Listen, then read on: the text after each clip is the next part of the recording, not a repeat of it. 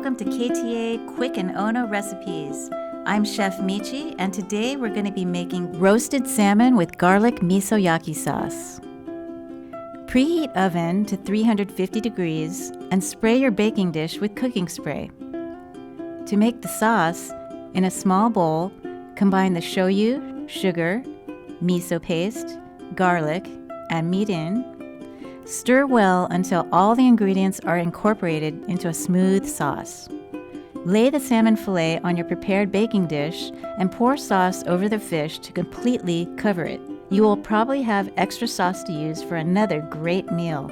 Sprinkle with black sesame seeds, then place baking dish into your preheated oven. A timer really helps. 10 minutes should be enough. Remove from the oven and garnish with your sliced chives or green onion. Serve with rice or over grains like quinoa. For this recipe and more, visit ktasuperstores.com/recipes.